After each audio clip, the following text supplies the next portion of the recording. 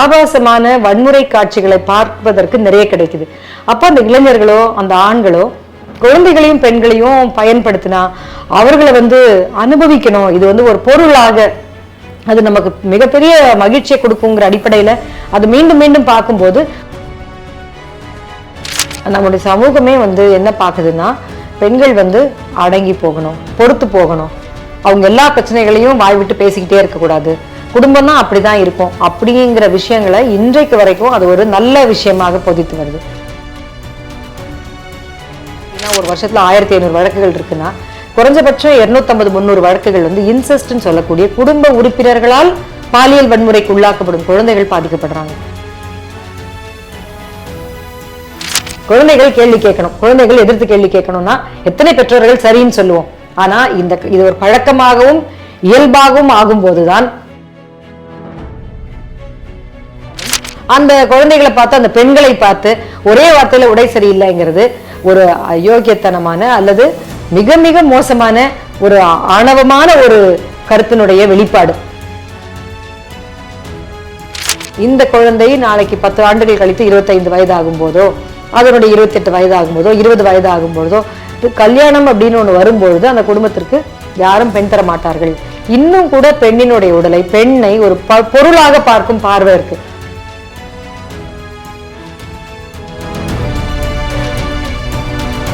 தமிழ் திசை நேயர்களுக்கு வணக்கம். சமீப காலமா பள்ளி மாணவிகள், கல்லூரி மாணவிகளுக்கு எதிரான பாலியல் வன்கொடுமை சம்பவங்கள் அதிகரிச்சுட்டே இருக்கு. அது சம்பந்தமா பேசுறதுக்காக வழக்கறிஞர் அஜிதா வந்திருக்காங்க. பெண்ணுரிமை சார்ந்தும் ஆண் பெண் சமத்துவம் சார்ந்தும் தொடர்ந்து எழுதியும் பேசிக்கிட்டும் வராங்க. பெண்களுக்கான சட்டங்கள் எளிய மனிதர்களுக்கும் சென்று சேரும் வகையில் விழிப்புணர்வை ஏற்படுத்தும் வேலைகளிலும் இவங்க தொடர்ந்து செஞ்சுக்கிட்டு இருக்காங்க. இப்போ சமூகத்துல அதிகரிச்சுக்கிட்டே வர பெண்களுக்கு எதிரான குற்றங்கள் பத்தி அவங்க என்ன சொல்றாங்கன்னு கேட்போம். வணக்கம். வணக்கம். இப்போ இந்த கிருஷ்ணகிரியில ஒரு பள்ளி மாணவி ஆசிரியர்களாடவே பாலியல் வல்லுறவுக்கு ஆளாக்கப்பட்ட சம்பவமும், மானாமதுரையில, அப்புறம் சென்னையில அண்ணா பல்கலைக்கழக மாணவின்னு அடுத்தடுத்து நிறைய சம்பவங்கள் பெண்களுக்கு எதிரான வன்முறைகளா நடந்துகிட்டே இருக்கு. இது போன்ற சம்பவங்கள் நிறைய நடக்க என்ன காரணம், இல்ல இப்பதான் அது நிறைய நடக்குதா? இதை நம்ம 2 விஷயமா பார்க்கலாம். இந்த போல சம்பவங்கள் எப்பவுமே நடந்துகிட்டே இருக்கா, இல்ல இப்பதான் அதிகமா நடக்குதா அப்படின்னு ஒரு கேள்வி இருந்துச்சுன்னா, இந்த சம்பவங்கள் பல காலமாக நடந்து கொண்டே கொண்டிருக்கிறது. அது ஒரு இலைமறை காயாக வெளியே சொல்லாம பேசா பொருளா இருந்தது. சமீபத்துல ஏறக்குறைய 2012 ஆண்டுல நமக்கு பாக்சோ சட்டம் வந்த பின்னால இதற்கான பார்வை, அதாவது புரிதல், விழிப்புணர்வு அதிகமாகும் போது இதற்கான கம்ப்ளைண்ட்ஸும் அதிகமா வருதுன்றதை எடுத்துக்கலாம். ரெண்டுமே உண்மை. ஏன் 2 உண்மைன்னு சொல்றோம்னா, ஒரு ஊடகம் அல்லது ஒரு போன்ல இருக்கக்கூடிய ஒரு ஸ்மார்ட் போன் சொல்லக்கூடிய இந்த திறன் பேசின்னு சொல்றதுல உலகமே அவங்க கையில இருக்க மாதிரி எல்லா விஷயங்களையும் பாக்குறாங்க. அப்போ மிக அதிகமாக குழந்தைகள் பற்றியும் பெண்களை பற்றியும் ஆபாசமான வன்முறை காட்சிகளை பார்ப்பதற்கு நிறைய கிடைக்குது. அப்ப அந்த இளைஞர்களோ அந்த ஆண்களோ குழந்தைகளையும் பெண்களையும் பயன்படுத்தினா அவர்களை அனுபவிக்கணும், இது ஒரு பொருளாக அது நமக்கு மிகப்பெரிய மகிழ்ச்சியை கொடுக்குங்கிற அடிப்படையில அது மீண்டும் மீண்டும் பார்க்கும்போது அதை நடைமுறைப்படுத்தக்கூடிய இடத்துக்கு போறாங்க. அப்ப வாய்ப்பு இருக்கும் பொழுது ஏமாந்து அல்லது அந்த குழந்தைகளுக்கு பேச துணிவில்லாமல், பேசுவதற்கான நிலைமை இல்லாமல், அவர்களுக்கான ஒரு சமத்துவமற்ற சூழ்நிலைகள்ல இந்த மாதிரியான மோசமான அத்துமீறல்கள்ல ஈடுபடுறாங்க. அப்ப ஏற்கனவே சமூகத்துல இதை பற்றி இருந்தக்கூடிய ஒழுக்கம், குழந்தைகள் பற்றி இருக்கக்கூடிய பார்வை எல்லாமே ஒரு கடந்த 10-15 ஆண்டுகள்ல ஒரு நீலப்படங்கள், ஒரு பான் சைட்ஸ்ன்னு சொல்லக்கூடிய ஒரு ஆபாச விஷயங்கள், படங்கள், பேச்சுக்கள், சித்திரங்கள், மூவிஸ், இது எல்லாமே என்ன ஆயிடுச்சுன்னா, இதெல்லாம் நம்ம செஞ்சு பார்க்கணுங்கிற ஒரு இடத்துக்கு ஆண்களையும் இந்த சமூகத்தையும் தள்ளி இருக்குங்கிற ஒரு அவலம் கூட இந்த பிரச்சனைகள் முன்னை விட அதிகமா இருக்குன்றத நம்ம கட்டாயமா உணர முடியுது. இது போன்ற குற்றங்கள் நிறைய நடந்துகிட்டே இருக்கு. இதை தடுக்க வலுவான சட்டங்கள் நம்ம கிட்ட இல்லையா, இல்லைன்றதுதான் இது போன்ற அதிகரிச்சுக்கிட்டே வர சம்பவங்கள் காட்டுதா? அதாவது சட்டங்கள் ஒவ்வொரு சமூகத்திலையும் பிரச்சனைகள் வரும்போது புதிதாக கொண்டு வந்துட்டே இருப்பாங்க. சட்டம் என்பதே சமூகத்தினுடைய ஒரு கண்ணாடி மாதிரி. அது ரொம்ப காலம் தாழ்ந்தோ அல்லது கடுமையான பிரச்சனைகள் வரும்போதுதான் சட்டமாக அது மாற்றப்படுது. அப்ப நம்முடைய சமூகத்துல குழந்தைகள் மீதான பாலியல் ரீதியான துன்புறுத்தல்கள், வன்முறைகளுக்கு எதிரான சட்டம் இருக்குன்னா இந்த சமூகத்துல அப்படிப்பட்ட குற்றங்கள் நடந்துகிட்டே இருக்குன்னு அர்த்தம். அப்ப சட்டங்கள் கடுமையானதா ஆனதுக்கு அப்புறம் நடைமுறை என்பது ரொம்ப சிரமமா இருக்கு. ரொம்ப வருத்தத்துக்குரிய ஆனா ஆச்சரியப்படக்கூடிய வகையில ஒரு புள்ளி விவரத்தை நம்ம பார்த்தோம்னா ncrb.nic.in என்கிற தேசிய அளவிலான குற்ற ஆவண காப்பகத்துல இருக்கக்கூடிய அந்த புள்ளி விவரங்கள் என்ன சொல்லுதுன்னா, பெண்கள் மீதான பாலியல் ரீதியான இந்த குற்றங்களுக்கான அந்த வழக்குகளினுடைய முடிவில் இருக்கக்கூடிய தண்டனை விகிதாச்சாரத்தை பற்றி பேசும்பொழுது தமிழ்நாடு 19.1% வழக்குகள்ல தான் இந்த வன்முறைகள் மீதான வழக்குகள்ல நடந்து முடிந்த பின்னால் அந்த குற்றவாளிகளுக்கு தண்டனை கிடைக்குதுன்னு சொல்லுது. அப்ப ஆந்திர பிரதேசம் எடுத்துட்டோம்னா, நம்முடைய ஆந்திர மாநிலம் எடுத்துட்டோம்னா 4.9, கேரளா 10, இப்படி நம்ம புள்ளி விவரங்கள் காட்டக்கூடிய விஷயங்களே பார்த்தீங்கன்னா ஒரு வழக்குக்கு வரதே சிரமம். அப்படி மீறி வழக்குக்கு எல்லா விஷயங்களையும் வச்சு அவங்க அதை நிரூபித்து அவர்களுக்கு தண்டனை வாங்கி தரணும்னு சொன்னா 100 வழக்குகள்ல 19 வழக்குகள்ல தான் தண்டனை கிடைக்குதுங்கிறது ரொம்ப நம்ம வருத்தத்துக்குரிய ஒரு விஷயம். ஆனா யதார்த்தமா இருக்கு. அப்போ பிரச்சனை என்பது சட்டங்கள் மட்டும் அல்ல. சட்டங்கள் நடைமுறையில இந்த குற்றவாளிகளை தண்டிப்பதும் அந்த தண்டனையின் மூலமாக சமூகம் ஒரு அச்ச உணர்வை பெற்று ஐயோ இப்படியெல்லாம் குற்றங்கள் நடந்துச்சுன்னா நம்ம மாட்டிக்குவோம் அப்படிங்கறதெல்லாம் இருக்கிறது. அதெல்லாம் சேர்ந்துதான் ஒரு குற்றங்களை தடுக்க முடியும்.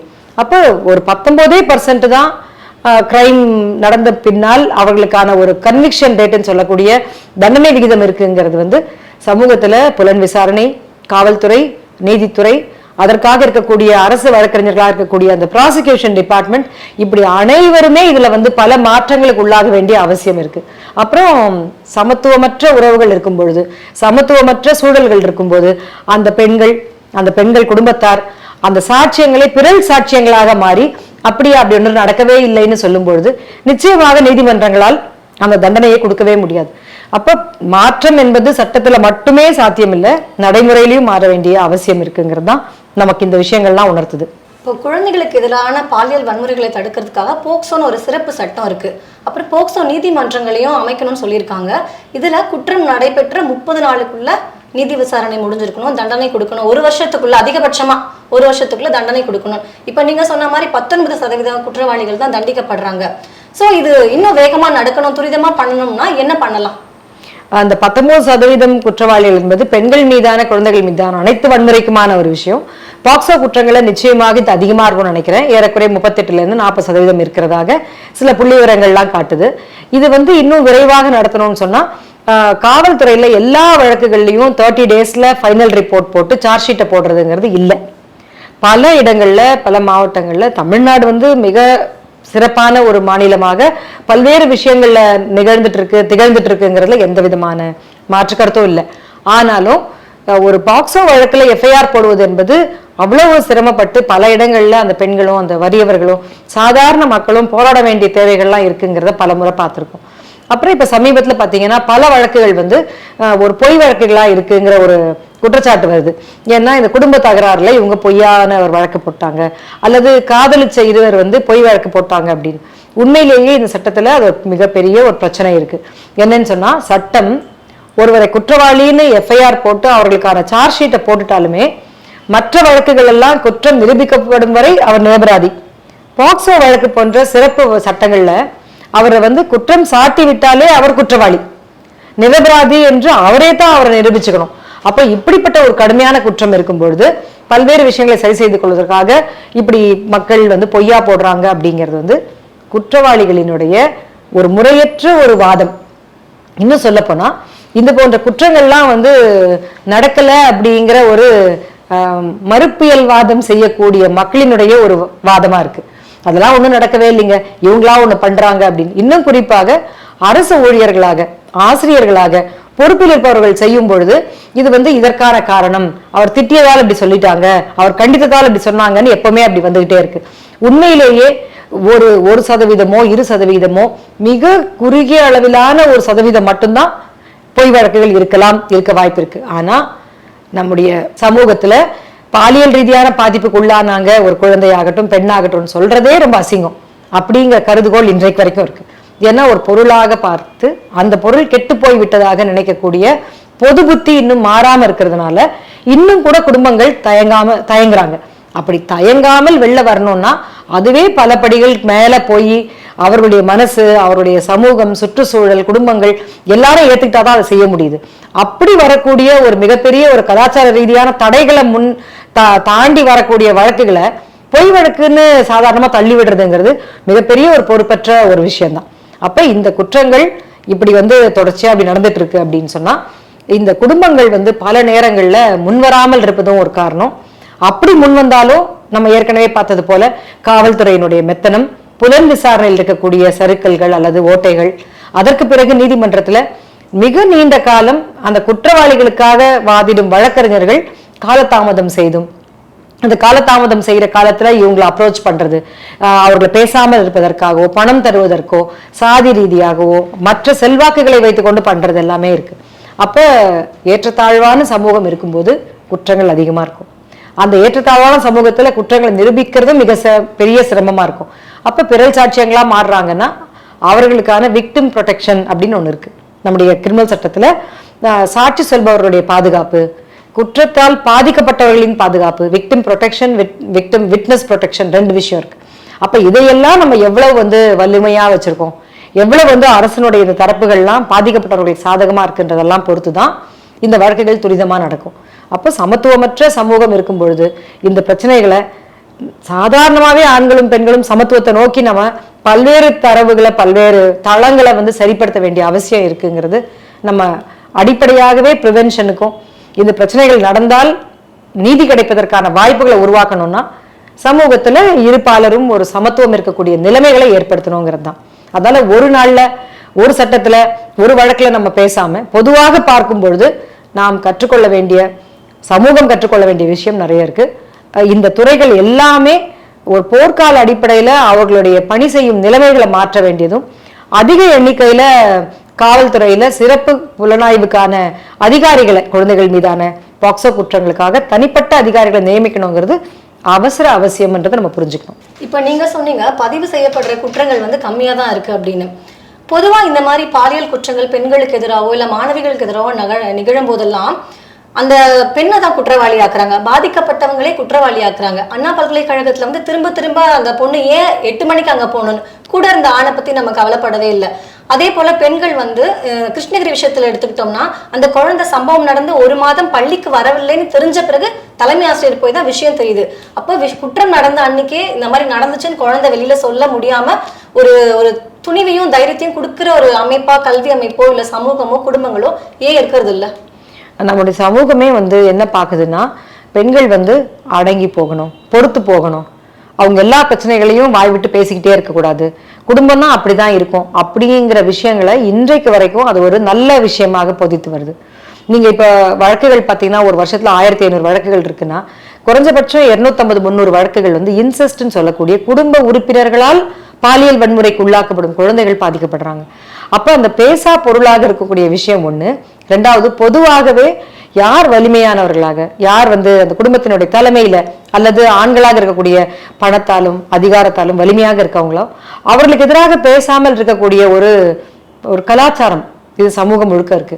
அப்புறம் இந்த வாய் மூடி மௌனியாக அமைதியாக கடந்து போகும் பெண்கள் தான் நல்ல பெண்கள் விதன் கோட் சொல்லக்கூடிய ஒரு விஷயமா இருக்கு. அப்ப கேள்வி கேட்பதும் அதை கேள்விக்கு உள்ளாக்குவதும், ஏதாவது தவறு நடந்துச்சுன்னு சொன்னா அதை பற்றி பேசுவதும் அப்படிங்கிற ஒரு கலாச்சார மாற்றம் குடும்பங்களுக்குள்ளேயும் சமூகம் முழுவதும் வரணும். குறிப்பாக குடும்பங்கள் அப்படி குழந்தைக்கு சொல்லிக் கொடுக்கணும்னு சொன்னா அதற்கான ஒரு மாடல்ஸோ அல்லது அரசு இதற்கான பணியை மிகப்பெரிய அளவில் எடுக்கணும். உதாரணத்திற்கு நம்ம பெரிய இன்ஃப்ளூயன்ஸ்ன்னு சொல்லக்கூடிய சினிமா துறை நடிகர்களை வச்சு போதைப் பொருளை பற்றியோ மற்ற விஷயங்களை பற்றியோ எப்படி விழிப்புணர்வு ஏற்படுத்துறோமோ அப்படி அது போல யாராவது ஒருவர் தொட்டால் தவறு என்றால் கத்த வேண்டும், இல்லைன்னா நீங்க அதை பற்றி சொல்ல வேண்டும், அப்பா அம்மாவிடம் உடனடியாக சொல்ல வேண்டும், அப்பா அம்மா உடனே நடவடிக்கை எடுக்க வேண்டும் அப்படிங்கிறத மாதிரிலாம் ஒரு அடிப்படையான விஷயத்த கூட நம்ம மீண்டும் மீண்டும் சமூகத்துக்கு சொல்லி அது இயல்பானதாக ஆக்க வேண்டி இருக்கு. அப்ப இந்த சமூகத்தில் இருக்கக்கூடிய கலாச்சார ரீதியான பல்வேறு விதமான கட்டுப்பாடுகள், சாதிய ரீதியாக குடும்பம் ரீதியாக திருமணம் என்கிற உறவுக்குள்ள இருக்கக்கூடிய பல பிரச்சனைகள் இருக்கும் அப்படின்லாம் சொல்லி வன்முறைகளை பற்றி பேசாமல் இருக்கக்கூடிய கலாச்சாரத்தை உடைக்கணும், மௌனத்தை உடைக்கணும், மௌனத்தை கலைக்கணும் அப்படிங்கிறது ஒவ்வொரு பெண்ணுக்குமான ஒவ்வொரு இளைஞனுக்கும் ஒவ்வொரு சமூகத்தில் இருக்கக்கூடிய உறுப்பினருக்கும் இது அடிப்படையான உரிமையாகவும் கடமையாகவும் போதிக்க வேண்டிய அவசியத்துல இருக்கும். இதை போதிக்க வேண்டிய அவசியத்துல ஏன் இருக்கிறோம்னு சொன்னா காலங்காலமாக பெரியவங்க செஞ்சா பெருமாள் சொன்ன மாதிரி அன்னையும் பிதாவும் முன்னறி தெய்வம், பெரியவர்கள் சொன்னதை இளம்பிள்ளைகள் கேட்டாக வேண்டும், அறிவுரைகளை கேட்டால்தான் உருப்பட முடியும், இப்படியெல்லாம் பழைய கருத்துக்கள், பல விஷயங்கள் இன்றைக்கு இருக்கக்கூடிய பிரச்சனைகளை பற்றி பேச விடாமல் தடுக்கக்கூடிய விஷயமாக இருக்குங்கிறத நம்ம உணர வேண்டியிருக்கு. ஒரு கலாச்சார ரீதியான ஒரு மாற்றம், கல்ச்சரலாவே இதை பற்றியெல்லாம் இருக்கிற மாற்றம் அவசியம்தான். குழந்தைகள் கேள்வி கேட்கணும், குழந்தைகள் எதிர்த்து கேள்வி கேட்கணும்னா எத்தனை பெற்றோர்கள் சரின்னு சொல்லுவோம். ஆனா இது ஒரு பழக்கமாகவும் இயல்பாகவும் ஆகும் போதுதான் வன்முறை நடக்கும் போதும் வன்முறையா இல்லையான்னு தெரியாம இருக்கும் போதும் கூட பேசுவாங்க. இன்னைக்கு நம்ம ரொம்ப நாகரிகம் அடைஞ்சிட்டு தான் சொல்லிக்கிறோம். புறத்தோற்றத்தை வச்சு ரொம்ப நவீன மயமா நம்ம ஒரு வாழ்க்கையை வாழ்ந்துட்டு இருக்கோம்னு சொல்றோம். ஆனா 9 மாத சிசுக்கள் கூட பாலியல் வல்லுறவுக்கு ஆளாக்கப்படுறாங்க. இப்போ இந்த மாதிரி சம்பவங்கள் தொடர்ந்து பெண்களுக்கு எதிராக நடக்கும் போதெல்லாம் ரொம்ப எளிதா ஒரு காரணத்தை சொல்றாங்க. அவங்களோட உடைதான், அவங்களோட நாகரிக உடை பாவனைகள் தான் காரணம்னு சொல்றாங்க. உடைதான் காரணமா? இது ஒரு ரொம்ப நாளாவே இருக்க கேள்விதான். விக்டிம் ஷேமிங், விக்டிம் பிளேமிங் ரெண்டு இருக்கு. பாதிக்கப்பட்டவர்களை அவமானப்படுத்துதல், பாதிக்கப்பட்டவர்களை குற்றத்திற்கு காரணமாக்குதல் அப்படிங்கிறதா அது. இப்ப நம்ம நிர்பயாவுடைய வழக்குல இருந்து பாக்குறோம்.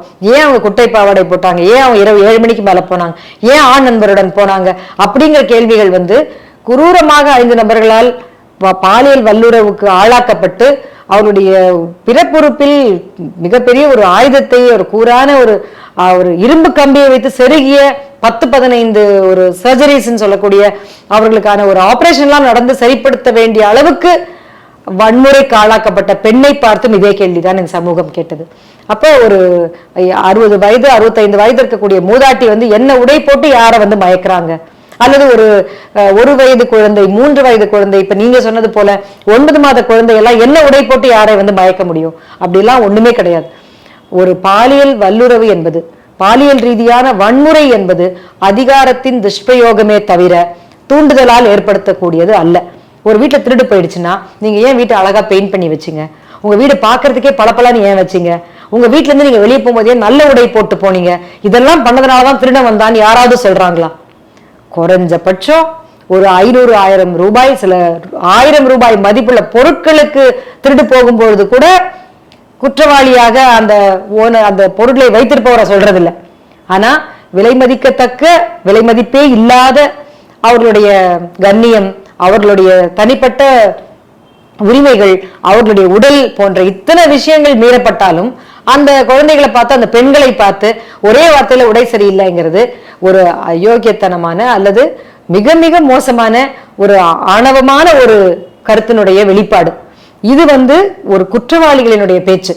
அதனால குற்றம் செய்யாதவர்கள் யாருமே, இனிமேல் குற்றத்தை ஆதரிக்காதவர்கள் யாருமே உடையினால் தான் இப்படி நடந்தது என்று சொல்ல வேண்டிய அவசியமே இல்லை. அப்படி பார்த்தால் ஒவ்வொரு உயர்நிலையில் இருக்கக்கூடிய பெரிய பெரிய மாடல்ஸா இருக்கவங்களுக்கு, மிகப்பெரிய கோடிக்கணக்கில் சம்பளம் வாங்கக்கூடிய திரைத்துறையில் இருக்கக்கூடிய நடிகைகளுக்கு, அவர்களுக்கெல்லாம் தான் இது நடக்கணும். அப்படியெல்லாம் இல்லவே இல்லை. அதனால அந்த உடைன்னு சொல்றதுங்கிறது அவ்வளவு ஒரு மொட்டையான, அல்லது அது ஒரு கொஞ்சம் கூட அதுல எந்த விதமான தர்க்க நியாயமும் இல்லாத ஒரு வாதம். இப்போ சில வாரங்களுக்கு முன்னால வேலூர் பக்கத்துல காட்பாடியில ஓடும் ரயில்ல ஒரு கர்ப்பிணி கிட்ட ஒருத்தர் தகாத முறையில நடந்துக்க முயற்சி பண்ணி அதுல அவங்கள ரயில்ல இருந்து கீழே தள்ளி விட்டுருக்காரு. அதுல அவங்க பலத்த காயங்களோட இருந்திருக்காங்க. வயிற்றுல இருந்த 4 மாத கரு கலைஞ்சிருக்கு. அந்த குற்றத்துல ஈடுபட்ட ஹேமந்த் ராஜ் அப்படிங்கிறவரு ஏற்கனவே 2 வழக்குகள்ல கைது செய்யப்பட்டு நிபந்தனை பிணையில வந்திருக்கிறார். ஒண்ணு ஓடும் ரயில்ல ஒரு பெண் கிட்ட இருந்து சங்கிலியை பறிச்சு அவங்களை கீழே தள்ளி விட்டது. இன்னொன்னு ஒரு பெண்ணை கொலை செய்த வழக்கு. இப்படி ஒரு குற்றத்துல ரெண்டுமே பெண்கள் சார்ந்த குற்றம் தான். இப்படி ஒரு குற்றத்துல ஈடுபட்டு ஒருத்தர் கைது செய்யப்பட்ட ஒருவரை இந்த மாதிரி பிணையில வெளியில அனுப்புறது தொடர் குற்றங்கள் நிகழ காரணம் ஆயிடாதா? இதை நம்ம எல்லா வழக்குகளையுமே ஒரே மாதிரிதான் கையாளணுமா? நம்ம இந்த ஒரு வழக்கை வைத்துக்கொண்டு பிணை தரக்கூடாதுங்கிற இடத்துக்கு நம்மளால போக முடியாது. ஆனா நம்முடைய சமூகத்தை பொறுத்த வரைக்கும் பெண்கள் மீதான, குழந்தைகள் மீதான பாலியல் ரீதியான குற்றங்களை செய்யக்கூடிய குற்றவாளிகள் பற்றியான ஒரு பதிவேடு என்பது கிடையாது. இன்னும் சொல்ல போனா குழந்தைகள் மீதான குற்றங்களை செய்யக்கூடிய அந்த குற்றவாளிகள் கூட பதிவேடு இல்லை. நீங்க ஆனா மற்ற விஷயங்களுக்கு சரித்திர பதிவேடு, ரோட்ல சண்டை போடுறது, இல்ல கலாட்டா பண்றது, அல்லது பொதுமக்கள் அமைதியை குலைக்கிறது, இது போன்ற குற்றங்களுக்கெல்லாம் சரித்திர பதிவேடுகள் இருக்கு. அப்போ ஒருத்தர் குற்றம் செய்கிறார் என்றால் அவர் பிணையில வர்றதோ அல்லது விடுதலையாயிட்டு வெளில வந்த பிறகும் கூட அவரை 5 ஆண்டு காலம் கண்காணிப்பதும் அவருடைய காவல்துறையினுடைய கண்காணிப்புல இருக்கிறதுங்கிறது ரொம்ப மிக மிக அவசியம். இன்னும் சொல்லப்போனா நீங்க சொல்வது போல நம்ம அண்ணா பல்கலைக்கழக மாணவிக்கு எதிராக செய்த அந்த குற்றவாளி கூட ஏற்கனவே பல்வேறு விதமான குற்றங்கள்ல ஈடுபட்டவரா இருக்காரு. ஆனா அவருடைய வசதியும் அவருடைய தொழிலும் அவருடைய குடும்பத்தில் இருக்கக்கூடிய அவருடைய சொத்துக்களும் பாதுகாக்கப்பட்டு அவர் நல்ல ஒரு சாதாரண ஆள் போல வலம் வராரு.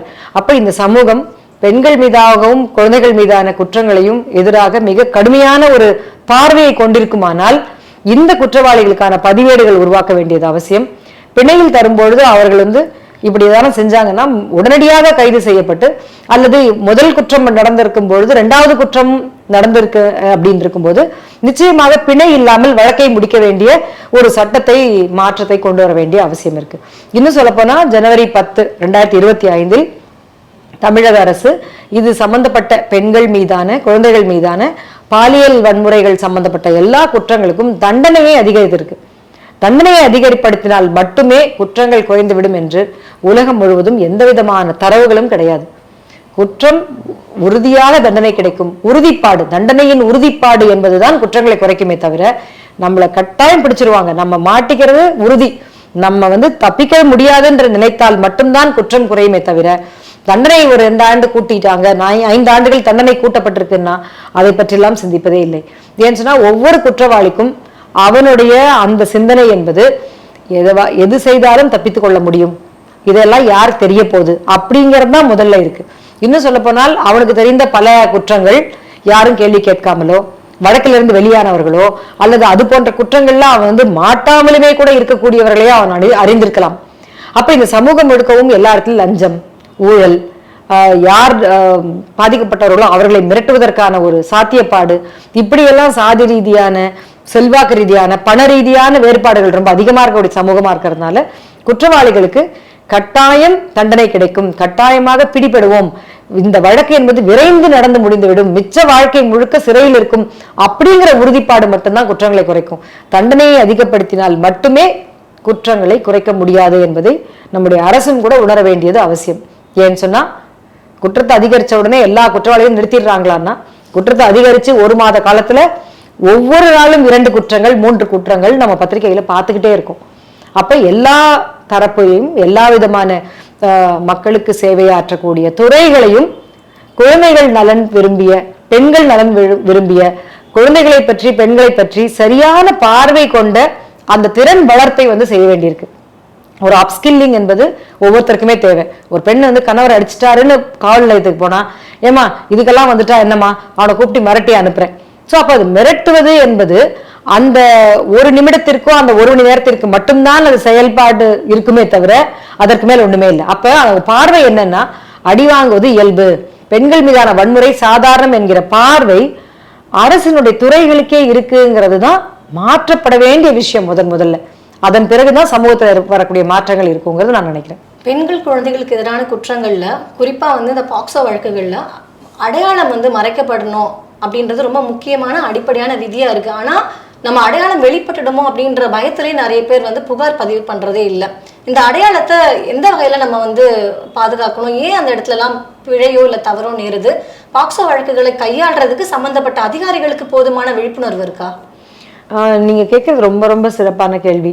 அந்த அதிகாரிகளுக்கு விழிப்புணர்வு இருக்காங்கிறத விட அவர்களுக்கான பயிற்சிகள் தொடர்ச்சியாக தரப்படுது. முதல்லாம் ஒரு மாவட்டத்திற்கு 5 அல்லது 10 காவல் துறையில் இருக்கவங்களுக்கு இந்த பாக்சோ வழக்குகளை கையாள்வதற்கான ஒரு சிறப்பு காவல்துறை பயிற்றுனர்களாக அவர்களை உருவாக்கி வச்சிருப்பாங்க. ஆனா அது ஒரு காவல் நிலையத்துக்கே 1-2 தேவைங்கிறது தான் அவசியம். அவர்களுக்கு பயிற்சிகள் மட்டும் பத்தாது, அந்த கருத்துக்களை உள்வாங்கியவர்களாக இருக்கணும். சில நேரங்கள்ல பாத்தீங்கன்னா அனைத்து பெண்கள் மகளிர் காவல் நிலையங்கள்ல கூட லஞ்சம் வாங்கி கொண்டோ அல்லது பெண்கள் மீதான வன்முறையை கடந்து போகிறவர்களாகவோ இருக்காங்கன்றதை நம்ம அடிக்கடி பாக்குறோம். அப்ப அவங்க இந்த வன்முறைகளை சட்டம் முடியாதுன்னு சொல்லும் பொழுது அதற்கான நபர்களாக அவர் இருக்கும்போது ரொம்ப கடுமையாகவும் ரொம்ப தெளிவாகவும் அவங்க பார்வை இருக்க வேண்டியிருக்கு. அப்ப இந்த அதிகாரிகள் சரியான பார்வையோட, சட்டத்தின் பார்வையோட அவர்கள் பணியாற்றுறதுங்கிறது ரொம்ப அவசியம். 2வது விஷயம் ஒரு குழந்தைகளையோ பெண்கள் மீதான பாலியல் ரீதியான குற்றங்களை பற்றி வெளியே சொல்றதுக்கு ரொம்ப தயங்குறோம் அப்படின்னு சொன்னா, நம்ம பெண்களையும் குழந்தைகளையும் விலை போக வேண்டிய ஒரு பொருளாக ஒரு திருமண சந்தைன்னு ஒரு சந்தையை நம்ம உருவாக்கி வச்சிருக்கோம். அப்ப இந்த விஷயம் இப்படி தெரிஞ்சதுன்னா, இந்த குழந்தை நாளைக்கு 10 ஆண்டுகள் கழித்து 25 வயது ஆகும் போதோ, அதனுடைய 28 வயது ஆகும்போதோ, 20 வயது ஆகும் பொழுதோ, கல்யாணம் அப்படின்னு ஒண்ணு வரும்பொழுது அந்த குடும்பத்திற்கு யாரும் பெண் தர மாட்டார்கள். இன்னும் கூட பெண்ணினுடைய உடலை, பெண்ணை ஒரு பொருளாக பார்க்கும் பார்வை இருக்கு. ஒண்ணு ரொம்ப பத்திரமா எடுத்து ஒரு வைர நகையை போல பூட்டி பூட்டி பூட்டி வீட்டுக்குள்ள வைக்கிறது. இல்லைன்னு சொன்னா அந்த குழந்தைக்கு என்ன நடந்தாலுமே, அதை வன்முறை நடந்தாலுமே அதெல்லாம் பரவாயில்ல அப்படின்னு எதையெல்லாத்தையும் மறைச்சிட்டு வேறு ஒருவருக்கு அந்த பொருளை விற்பது போல திருமணத்தின் மூலமாக கொடுத்து விடுவது, அனுப்பி விடுவது அப்படிங்கிறத செய்யணுங்கிற ஒரு கட்டாயம் இருக்கு. அப்ப இது வந்து ஒரு பெண்களுடைய பெற்றோர் மட்டும்தான் இதற்கு காரணம்னு நினைக்கிறது ரொம்ப முட்டாள்தனமானது. இந்த சமூகம் முழுக்கவுமே பெண்களை அப்படி பார்க்க பார்வை இருக்கு. அப்போ பெண்ணினுடைய உடல் அவளது உரிமை, அவளுடைய காதலிக்கிற உரிமை, அவள் யாருடன் தன்னுடைய நெருக்கமான உறவு வைத்திருக்கின்ற உரிமை, அந்த பெண்ணுக்கான இணையை தேர்ந்தெடுப்பதற்கான உரிமை, இதையெல்லாம் உத்தரவாதப்படுத்தும் பொழுதுதான் இந்த சமூகம் முழுக்கவும் அந்த பெண்கள் இது என்னுடைய உரிமை, என்னுடைய விருப்பம் இல்லாமல் யாருமே என்னை இப்படி செய்ய முடியாது அப்படிங்கிற விஷயத்தையும் தன்னுடைய உடலை உரிமையாக பார்க்கும் பொழுதுதான் யாரோ ஒருத்தர் என்ன தப்பு பண்ணிட்டாங்கன்னா அதுக்கு நான் ஏன் அவமானப்படணும் அப்படிங்கிற வகையில வரும். இப்போ ஒரு ஆண்களுக்கும் கூட பாலியல் ரீதியான துன்புறுத்தல் இருக்குன்னா அது மிக குறைந்த அளவுல இருக்கு. ஆனா எனக்கு பாலியல் ரீதியா துன்புறுத்தல் பண்ணிட்டாங்கன்னு எந்த ஆணும் பயந்துகிட்டு கல்யாணத்துக்கோ எனக்கு வந்து நாளைக்கு பொண்ணு கிடைக்காதுன்னு நினைக்க மாட்டாங்க. மாறாக இதை உடனடியாக தெரிவிக்க வேண்டிய அல்ல தெரிவிக்கணுங்கிற ஒரு குறைஞ்சபட்சம் ஒரு தைரியமாவது அவர்களுக்கு இருக்குங்கிறது தான். அப்ப பெண்களை பொறுத்த வரைக்கும் நம்ம 2ஆம் நிலையாகவும் சமத்துவமற்றவங்களாகவும் அவர்களுக்கு வாய்ஸே இல்லாம ஒரு ஏஜென்சி ஆஃப் விமென்னு சொல்லுவோம், அவர்கள் ஒரு பொருட்டே அல்லன்னு வச்சிருக்கும் பொழுது அந்த புகாரை தெரிவிப்பதா இல்லையா, இதை மறைப்பதா வேற ஏதாச்சும் இதை நடவடிக்கை எடுப்பதா என்பதை எல்லாவற்றையுமே அந்த அப்பா, அந்த அண்ணன், அந்த மாமா, தாத்தா, இந்த அவங்களுடைய பெரியப்பா, சித்தப்பா போன்ற ஆண்களால் வழிநடத்தப்படுகிற குடும்பங்கள்ல பெண்களும் சேர்ந்து முடிவு பண்றாங்க. ஏன்னா அது விலை போக வேண்டிய பொருள் அப்படிங்கிற அடிப்படையான உள்ள இருக்கக்கூடிய உள்ளார்ந்த விஷயம் தான் இதுக்கு காரணம்னு நினைக்கிறேன். அப்ப பெண்களை பற்றியான பார்வையை, அவர்கள் உரிமையை, சமத்துவத்தை அதிகரிக்கும் பொழுது மட்டும்தான் இந்த விஷயங்கள் கொஞ்சம் கொஞ்சமா மாறும். அப்புறம் அரசும் கூட பல விழிப்புணர்வு நடவடிக்கைகள் மூலமாக இதை சொல்வது என்பது ஒரு பிரச்சனை என்பது செய்தவருக்கு தான் அவமானம், பெண்களுக்கு அல்ல அப்படிங்கிற விஷயங்களை முன்னாடி கொண்டு வரணும். முதல்ல இந்தியாவில் 2012 நிர்பயாவுக்கு அப்புறம் தான் சிறிய மாற்றம் ஒன்று ஏற்பட்டது. ஒரு பாலியல் ரீதியாக பாதிக்கப்பட்ட பெண் அவமானத்துக்குரியவள் அல்ல, அவள் பாதிக்கப்பட்டவள். அவமானப்பட வேண்டியவர்கள், தண்டிக்கப்பட வேண்டியவர்களோ குற்றவாளிகள் அப்படிங்கிற ஒரு பார்வை மாற்றமே 2012 தான் ஓரளவுக்கு ஏற்பட்டது. நீங்க கேட்கிற கேள்வியை போல இன்னும் முழுமையான மாற்றம் அதுல வரல. அப்ப பெண்களை வந்து அவர்களை ஒரு மனுஷியாக பார்ப்பதற்கு அவர்களுக்கே பழக்கி கொடுக்க வேண்டிய ஒரு தேவையில நம்ம இருக்கோம். கல்வித்துறையில மாற்றம் வரணும், நடைமுறைகள்ல மாறணும், பணி செய்யும் தளங்கள்ல இது போன்ற விஷயங்களை பற்றியான விழிப்புணர்வு வேணும். சமூகம் முழுக்கவே ஒரு மாற்றத்திற்கு உள்ளாக வேண்டிய ஒரு தேவையில இருக்கும். பெண்கள் சிறுமிகளுக்கு எதிரான இந்த பாலியல் வன்முறைகள் எல்லாமே ஒரு புள்ளியில நீங்க சொன்னீங்க, அதிகாரத்தால நடத்தப்படுற ஒரு குற்றம் அப்படின்னு. அது ஆசிரியரா இருக்கலாம், காவல் அதிகாரியா இருக்கலாம், ஆணா இருக்கலாம், அந்த அதிகாரத்தினால நிகழ்த்தப்படுற குற்றம். ஆனா சமத்துவமா இருந்தா இதெல்லாம் கொஞ்சம் குறையன்னு சொல்றீங்க. சோ இந்த பாலின ரீதியான சமத்துவத்தை எல்லா நிலைகளிலையும் எப்படி நம்ம ஏற்படுத்த முடியும்? பெரிய கேள்விதான், ஆனாலும் ரொம்ப அவசியமான நாம் புரிஞ்சுக்க வேண்டியது. பாலின ரீதியான சமத்துவம் என்பது ஒரு சமூகத்துல நாம் இலக்கை அடையக்கூடிய ஒரு விஷயம், இலக்கு. அதை நோக்கி ஒவ்வொரு படியா தான் நம்ம மேல போயிட்டே இருக்க முடியுமே தவிர இன்றைக்கு நம்ம பேசுறோம் நாளைக்கு வந்துருவோங்கிறது நிச்சயமாக இல்லை. அப்போ இது வந்து வீடுகள்ல இருந்து கூட தொடங்க வேண்டியிருக்கு. நம்முடைய கல்வித்துறையில் இருக்கக்கூடிய பாடத்திட்டங்கள்ல வரணும்.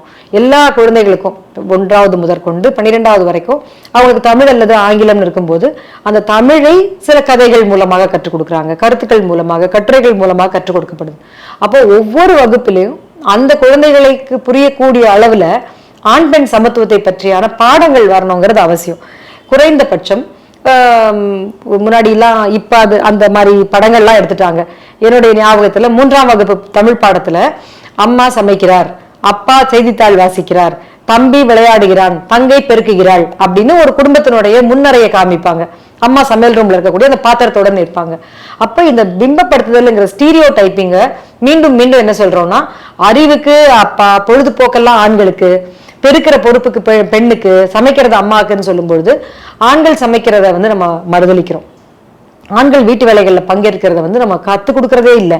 நம்முடைய படங்களே அப்படி இருக்கு. அது போல இப்போ அதெல்லாம் நீக்கப்பட்டிருக்குன்றது நான் உணர்றேன். ஆனாலும் ஒரு குடும்ப ரீதியான இருக்கக்கூடிய வன்முறைகளை, குடும்ப வன்முறைகளை தவிர்க்கிறத பற்றி, சமத்துவத்துல வந்து ஊதியம் இல்லாத குடும்ப பணிகள்னு ஒண்ணு இருக்கு. ஐநா சபை இதை பற்றி நிறைய பேசுறாங்க, மீண்டும் மீண்டும் சொல்லப்படுது. அதாவது அன்பெய்டு கேர் ஒர்க் அப்படின்னா பெருக்குதல், துடைத்தல், கழுவுதல், குழந்தைகளை பராமரித்தல், சமைத்தல், சமைத்த பின் அதெல்லாம் எடுத்து ஒழுங்குபடுத்துதல், அல்லது ஒரு சாப்பாட்டை டப்பாக்களில் போட்டு அதை ஃப்ரிட்ஜில் மறுபடியும் வைக்கிறது, இது போன்ற வீட்டுக்குள்ள இருக்கக்கூடிய வேலைகள் என்பது ஒரு நாளைக்கு ஒரு 6 மணி நேரம் இருக்கு அப்படின்னா, ஏறக்குறைய ஒரு ஆசியா முழுவதும் இருக்கக்கூடிய நாடுகளில் பெண்கள் ஒரு நாளைக்கு வெளியில வேலை செய்யற பெண்களாக இருந்தாலும் வெளியில வேலைக்கு போயிட்டு வர்றது ஒரு 10 மணி நேரம், அவங்களுடைய உறக்கமும் அவங்களுடைய தனிப்பட்ட வேலையும் ஒரு 8 மணி நேரம் எடுத்துட்டாலும் மிச்சம் இருக்கிற 6 மணி நேரத்துல 5.25 மணி நேரம் பெண்கள் ஊதியம் இல்லாத குடும்ப வேலைகள்ல செய்யறாங்க அப்படின்னு இந்திய அரசாங்கம், அதாவது மத்திய அரசாங்கத்தினுடைய தரவுகளே அதை பற்றி சொல்லுது. 2022லயும் 19லயும் வந்த இதை பற்றியான ஒரு சில ஆய்வுகளின் அடிப்படையில. அப்போ இந்த குடும்ப பொறுப்புகள், ஊதியமில்லாத குடும்ப பணிகளை ஆண்களும் செய்ய வேண்டும் அப்படிங்கிற விஷயத்த நம்முடைய பாடத்திட்டங்கள்ல கொண்டு வரணும். அதை பற்றியான விளம்பரங்கள் இருக்கணும். அரசு அதை பற்றி பேசணும். மிகப்பெரிய ஒரு மினிஸ்டர்ஸா இருக்கவங்க, மந்திரிகளாக இருக்கவங்க, அவங்கெல்லாம் கூட அவர்கள் வீட்டுல குடும்ப பணிகள்ல பங்கேற்பது போலான விஷயங்களை பற்றி பேசணும். இதையெல்லாம் மக்கள் மத்தியில மறுபடியும் நல்ல கருத்துக்களாகவும் வளமான ஒரு சமூகத்திற்கான வழியாகவும் இதை காட்டப்பட வேண்டிய அவசியம் இருக்கு. ஒரு மன்னன் எவ்வழியோ மக்கள் அவ்வழின்னு ஒரு பழைய சொல்லாக்கம் இருக்கு. அதுபோல இன்றைக்கு இருக்கக்கூடிய ஒரு அரசு என்பது இந்த பாலின சமத்துவத்திற்கு அவர்களுடைய குடும்பத்திலிருந்தும் எல்லா தளங்கள்லயும், நிச்சயமாக ஒரு அலுவலகத்துல வேலைக்கு வந்துட்டா ஆணுக்கும் அதே சர்வீஸ் ரூல்ஸ் தான், பெண்களுக்கும் அதே சர்வீஸ் ரூல் தான். ஆனா குடும்பங்களுக்குள்ளேயும் அலுவலகத்துக்குள்ளேயும் கூட சில விஷயங்கள்லாம் மட்டும் இன்றைக்கும் கூட ரொம்ப பாரபட்சமா இருக்கு. அப்ப இதையெல்லாம் துவங்கும் போது பெண்களுக்கான சமத்துவம் பற்றியும் அவர்கள் சமமானவர்கள்ங்கிற கருதுகோள் வளரும் போது இருந்தோ வளர்ந்த பின்னாலும் கூட கண்டிப்பாக செலுத்தப்பட்டோ கூட இதெல்லாம் மாற வேண்டும். இதற்கு அரசு மிகப்பெரிய முயற்சிகளை கல்வியிலிருந்து தொடங்க வேண்டியது கட்டாயமாக இருக்கணும். அங்கிருந்து எல்லா இடத்துக்கும் பரவும். எதிர்காலமும் வரக்கூடிய இளைஞர்களும் இளம் பெண்களும் கூட தங்களை பற்றியான கருதுகோள்களை சரியாக வைத்திருப்பாங்க. முறையற்ற ஒரு அதிகாரம் ஆண்களுக்கு ஏற்கனவே இருக்கிறதாக இருக்கக்கூடிய அந்த கற்பனைகளும் அந்த தவறான போக்குகளும் அவர்கள் வளரும் போதே அந்த இடத்துலயே கட்டாயமாக அதெல்லாம் களையப்படுவதற்கான வாய்ப்பு இருக்கு. அப்ப சமத்துவம் என்பது நம்முடைய குடும்பங்களில் இருக்கக்கூடிய ஊதியமற்ற பணிகளில் பங்கேற்பதில் தொடங்க வேண்டும் அப்படிங்கிறது ஒரு அவசியமான விஷயம். இன்னும் பல்வேறு விஷயங்கள் இருக்கு. முதல்ல செய்யக்கூடிய நம்மால் முடிந்த விஷயங்களாக இதையெல்லாம் தொடங்கணும்னு நினைக்கிறேன். உங்களுடைய நேரத்தை ஒதுக்கி மிக முக்கியமான காலத்துக்கு தேவையான கருத்துக்களை எங்களோட பகிர்ந்துக்கிட்டீங்க. நன்றி.